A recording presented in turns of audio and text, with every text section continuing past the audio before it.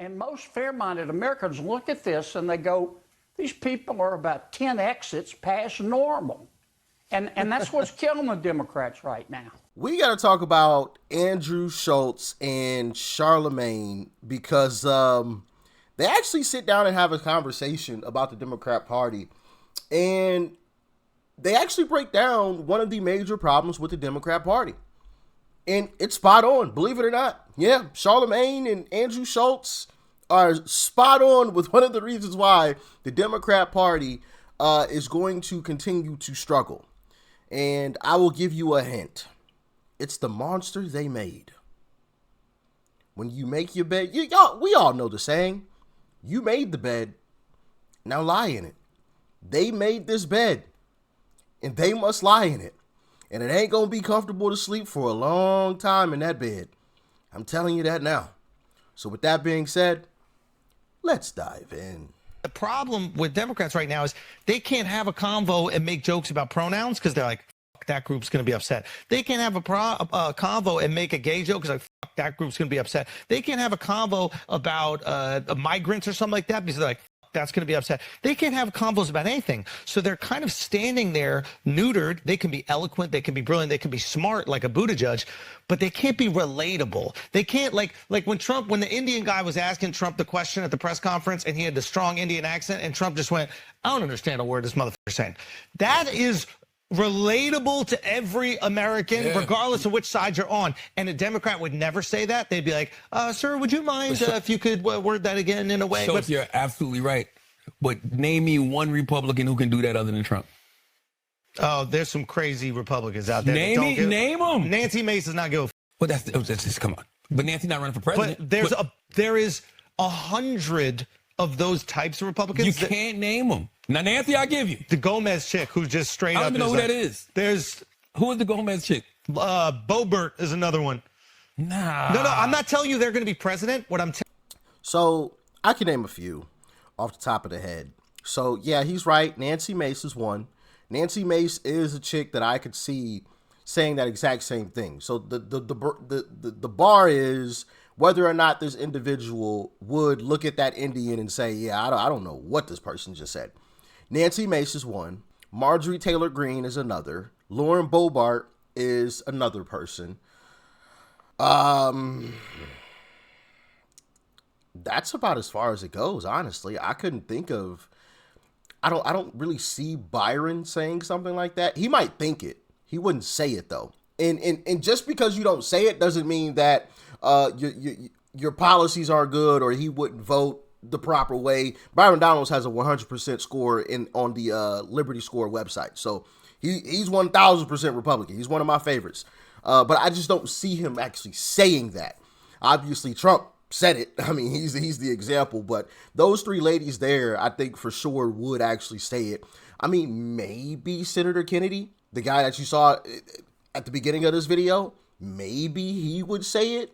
But beyond that, I couldn't think of any other guy that would say it. I mean, Matt Gaetz, if he was still in Congress, but obviously he's not anymore. But Matt Gaetz would say something like that. But beyond that, I don't see anybody else. I mean, I'm sure I'm missing at least one person. Y'all let me know who else would actually say it. Not just good Republicans that we all like, because I like Byron, of course. I like J.D. Vance as well, but I don't see J.D. Vance saying that. But not just people that we like, but somebody that would say that, like Trump said it. I don't understand what this guy is saying. Like, what? Or when Trump, you guys remember when Trump and Biden were debating, and Biden had said something, and Trump responded, and Trump said, I don't know what he just said. He probably doesn't even know what he just said. Like, yeah, those three ladies that I named would all have that same type of reply. Nancy Mace, Lauren Boebert, and Marjorie Taylor Greene, and maybe Senator Kennedy would say that. Beyond that, I don't think anybody else would. But maybe I'm wrong. Y'all let me know who else do you think would actually say something like that. But let's jump back into this video. telling you is they're wild and they'll say wild shit. And the reality is most Americans in the privacy of their home or around their friends, we're pretty wild. We like hot takes. We like talking that shit. It's the reason we like a guy like Stephen A. Smith, because he talks that shit. He's not constantly biting his tongue. But Stephen not Trump. Like Stephen, no. Stephen's not even going to be. You don't got to be Trump. You could be Jon Stewart, but you're not biting your tongue every 2 seconds. Oh, now we talking. Oh, I would love Jon Stewart. Now you talk. Now we talking. But also John is not biting his tongue. When Tony Hinchcliffe got in trouble at the DNC, at the RNC or whatever in New York, not even RNC, at the New York, at the MSG shit, he was the first one to be like, yo, he's a roast comedian. He makes roast jokes. I love Stephen A. But Listen, I'm no Democrat, but any Democrat that would come out and say that, I gotta have a little respect for you. I gotta keep it 100. I have to have a little respect for you. Somebody in the Democrat Party that is willing to say that, yo, that's a roast comedian. Like, that's what he does. There's no reason to be offended by that. As a Democrat, oh yeah, I gotta respect that, especially because we know in the Democrat Party, when you speak out against the Democrat Party, they come after you. They come after your own, and that's another reason why we won, is because they pushed away so many people simply because they disagreed or had a little bit of a different stance, right? They literally pushed RFK Jr. onto our side, but he was a full-blown Democrat, was trying to run as a Democrat, but they kept blocking him, putting up roadblocks and doing this, doing a little bit of that, until he was just like, you know what? I'm rolling with these guys. They actually accept me. Okay. And hey, look where we are now, baby. On the winning team, you know.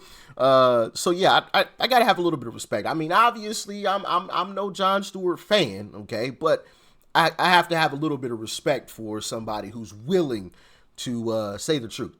Now, I think he should renounce the Democrat Party, but you know, hey, it's just my personal opinion. Jon Stewart. No, I know, but no Democrat politician, I'm not talking about Democrats like people, I'm saying Democrat politician has the balls to go up there and just be normal because they're so terrified that they're going to ostracize some of their groups.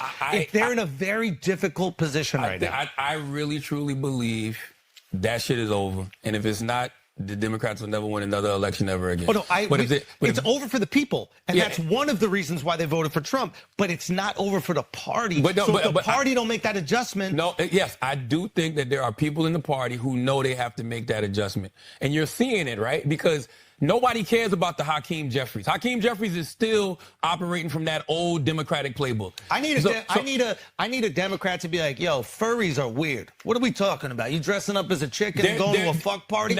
What the hell is going on? Josh Shapiro got to be like, yo, furries. Shultz is right, but here's the thing. There's people, there are ones that are saying that now, but it don't sound authentic because you're only saying that because of how the tide turned, because you just lost the election. I honestly believe it doesn't matter if it's authentic. Whatever Democrat comes out and starts talking that shit, they will win.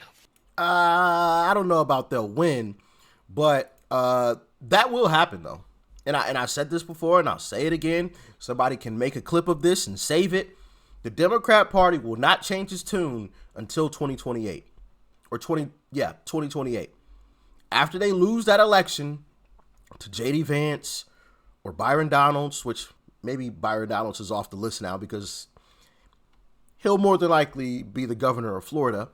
So maybe J.D. Vance or Candace Owens or Larry Elder or whoever, once they lose to Republicans again, after losing in the midterms in 26, then they will begin to change. Then they will take a serious look at the inside, at themselves, and say, what are we actually doing wrong? And that's when you'll see the Democrat Party start to change. There'll be some pushback. There'll be a whole lot of pushback. So I think even in the midterms after 2028, the Democrat Party will still be, kind of still at odds with itself, internally. So we'll probably win those midterms as well. This is just my honest opinion. I don't have a glass ball or anything, and you guys can let me know if you agree.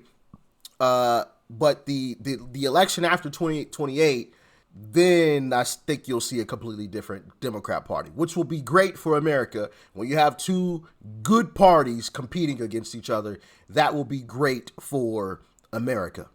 Okay? I think that would be absolutely fantastic. But what do y'all think?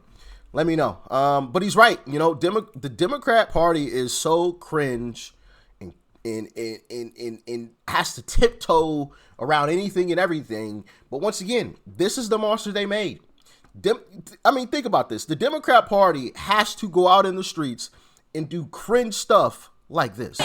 We will win. We will win. We will win. We will win. We will win. We won't rest. We won't rest. We won't rest. We won't. Like, come on now. Are you kidding me? That's the minority leader in the Senate leading a weak chant. We will win. What'd you win? You won absolutely nothing. You lost the election, and not only did you lose that, you lost the House, you lost the Senate, and the presidency all combined. You lost every single swing state, and you lost the popular vote. There's nothing you can do at this point. You don't have the Supreme Court on your side. What are you going to win? What are you going to win by standing out in the streets chanting? But that's the march they made. They have to do that. Otherwise, if they don't, their party gets angry at them. Their constituents get angry at them because their constituents see that as, oh, they're doing something. They're not doing anything. What is chanting out in the streets going to get you? What type of legislation is that? What bill being passed is that? The only thing you're getting out of that is wasting your damn time, which is valuable. That's something you can't get back. But that's the monster they made. They have to go out in the streets and do stuff like this. Which side are you on? Which side are you on? Tell me. Which side are you on? Which side are you on? We'll fight against Doge. We'll fight Elon Musk. No Elon scab within our walls. We'll fight from dawn to dusk. Oh, which side are you on? You see what I'm saying? Like, what does that get you? Nothing. You know, and bro, I have clips like this for days. It's just everything the Democrat Party does is so cringe because they have to. They don't have a choice at this point. This is the monster they made. If they don't do this, their constituents are angry. Like, take a look at this next clip and tell me, does this clip excite you? If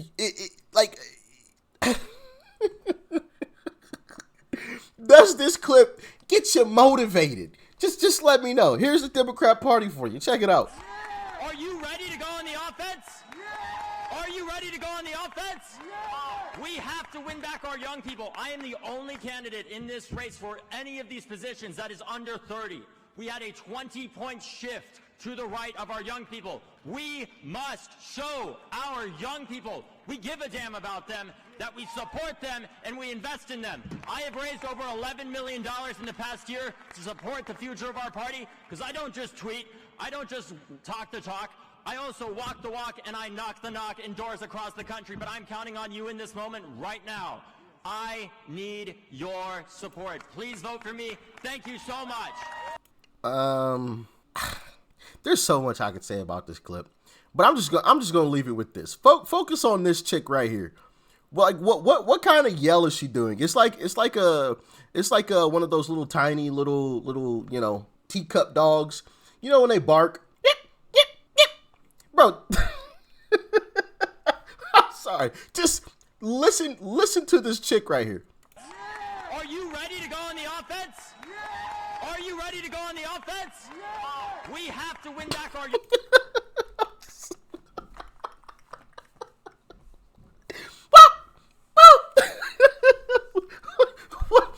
What was that? Oh my goodness, man. Oh jeez. Oh man. And like I said, I've got clips like this for days. It's not just the politicians either. It is the Democrat influencers who are out here making these cringe clips that were supposed to motivate people to vote for Kamala and the Democrat Party. Here's one of them. Oh, I got too political? My bad. I just don't know if I'll be able to own a credit card without my husband's permission in 7 days. Oh, did I get too political? My bad. I just don't know if I want to get rid of overtime in 7 days. Oh, I've gotten too political? My bad. I just want to make sure I have access to birth control in 7 days. Oh, I got too political? My bad. I guess I don't know if I'm going to be a U.S. citizen in 7 days. Oh, I got too political? My bad. I'm just worried I won't be able to love who I love in 7 days. Oh, did I get political? My bad. I just don't want my mother to be denied her health care because she has a pre-existing condition. Oh, I'm being too political? My bad. I'm just fighting for the future of my daughter. Oh, I got too...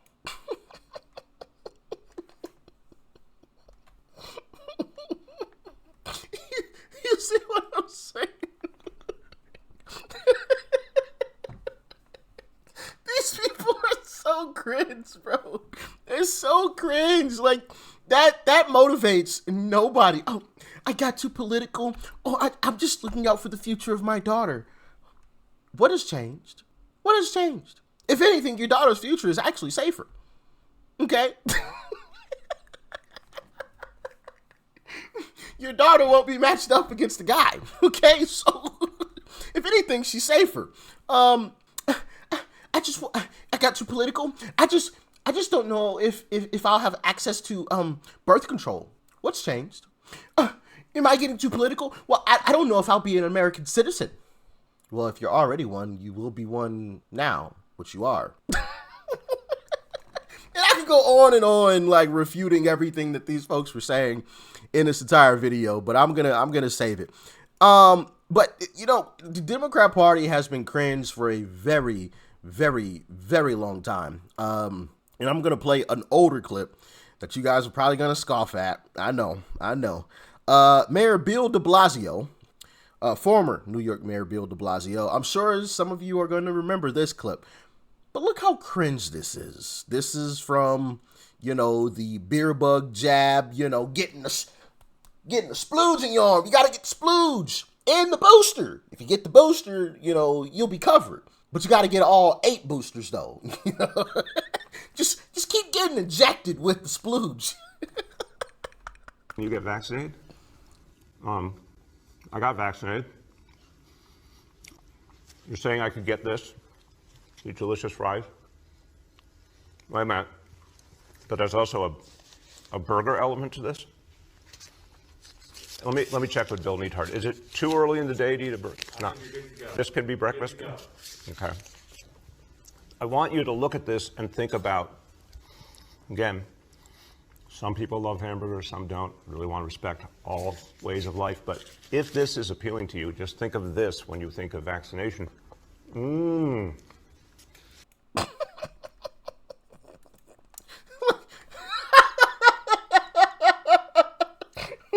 What? Like, you genuinely thought that was going to motivate people? Really? Okay. And I'm gonna leave y'all with this clip. The guy that I genuinely don't like hearing this man talk. It is so cringe listening to this guy talk. So annoying, and I've said this before, but here it is. Captain Chaos and the extreme MAGA Republicans spent last year promising to lower. Like, why does he keep pausing? Why does he pause so much? He doesn't always talk like that. If you watch clips of him outside of politics, just talking with somebody else, he doesn't talk like that. He does this on purpose, and it's annoying. Captain Chaos and the extreme MAGA Republicans spent last year promising to lower the high cost of living and running away from Project 2025 as if it didn't exist. Oh, man. Yeah, Democrat Party is cooked. They are cooked. And I guarantee you come 2028, you're going to have a whole lot of new folks. Because if you don't, they're going to continue to lose. You're not going to be able to continue with the Hakeem Jeffries talking like this. And once he stops talking like this, people like me going to call him out for talking like this before, but all of a sudden talking regular in front of the cameras and when it comes to politics. Goodness gracious. So I don't think he'll be able to stay there. He's gonna have to retire. Nancy Pelosi's gonna have to go. Mitch McConnell's gonna have to go. All these folks are gonna have to go. Maxine Waters, the Wicked Witch of the West, they're all going to have to go if the Democrat Party is going to change. Otherwise, they're gonna all get called out for their BS. But that's what I think. What do you think? Let me know. Stay safe out there. Thanks for tuning in. Peace and love. I'm out.